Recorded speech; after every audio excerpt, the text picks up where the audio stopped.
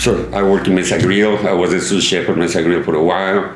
And then I had another place over here that was the Five Points Bistro. And the Five Points Bistro was a chef. I run that place for 6 years. And then I had a heart attack. And when I had my heart attack, I was working another place. I was working over here at the district. I was running that kitchen, and I had a heart attack working. And I got scared.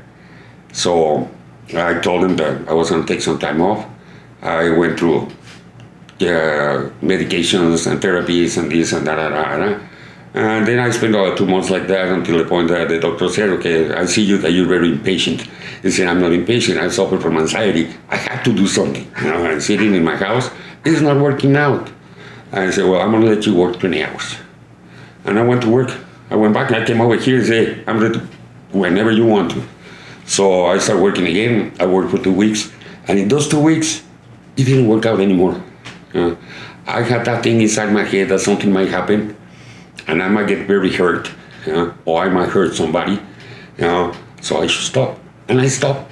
I didn't do anything. I met Julie Lucas. Julie Lucas is the assistant director on the food pantry at the LGBTQ Rainbow Center in El Paso. And I met her a long time ago in 2016. Just when Luis passed in 2016.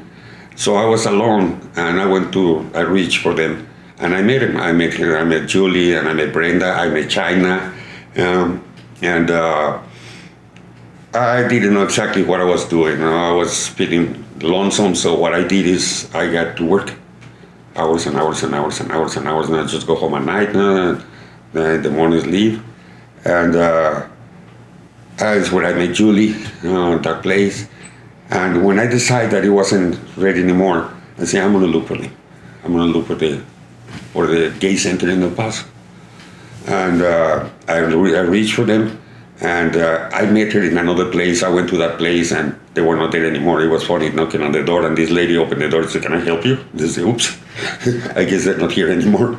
And I found out where they were. I Googled it immediately, and they told me that I was over here. I came here, and there was a very nice person over here, Vicky.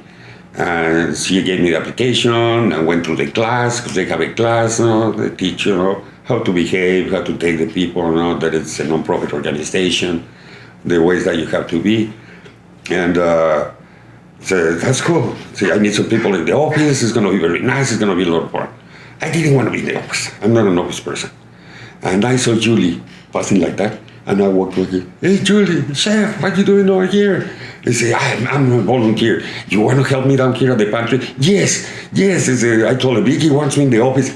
I don't want to be in the office. At the hotel, there was a couple of servers. They said, we're going to go to your office and get the spider webs out, chef. Say, okay. Because at my office, I used to pass by, get my paperwork, shut the door, and never go back now. So, and then I started working with her as a volunteer. Coming over here, she had another assistant. And that assistant left, and then she got another one, and then that one had a medical issue, and he left too. And I ended working with Julie. One day I told her, I said, I need a part-time besides this. And Brenda called me. She said, chef, you want a part-time? I said, yeah, why? I hire you. Oh, okay. I've been doing this for free. Now they're going to make me pay. That's perfect for me. So that's how I'm still here. That's part of my life. That's part of what I've been doing. Julia and I, we became friends. Besides, she's the boss, and I'm her assistant. We're very good friends. And you have to see all these kids. I can be the grandfather of everybody. I'm going to be 70 years old in September. So they're all my grandchildren. My grandchildren, my daughters, my sons. One of them, they call me abuelo. Some of them, they call me abuelito. Some of them, they call me other names that I'm not going to tell you. But being here is very special. Besides this, I think they have learned that you have to live the life the way you can. That it doesn't matter how you are or who you are. That's going to stop you. So it's nice that they learn a little bit, that they can see me as it's not as an image, it's somebody that knows a little more than them. And it makes my day. It makes me very happy. It makes me one day over here and I scream at them and I call them names and we park. The pantry is a lot different than here.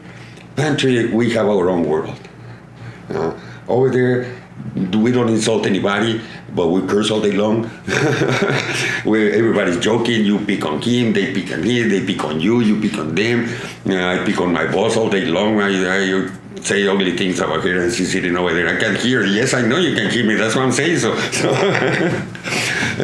So being over here, it's a lot of fun. It's a lot of fun for me. I know I make the life a lot easier for her because the knowledge that I have about food, it helps a lot. Since I started helping her, so in reality, I moved the pantry. She's the paperwork. She's the paperwork. She does all the paperwork, all the things that we have to do, and I take care of all the food. And we make a good team.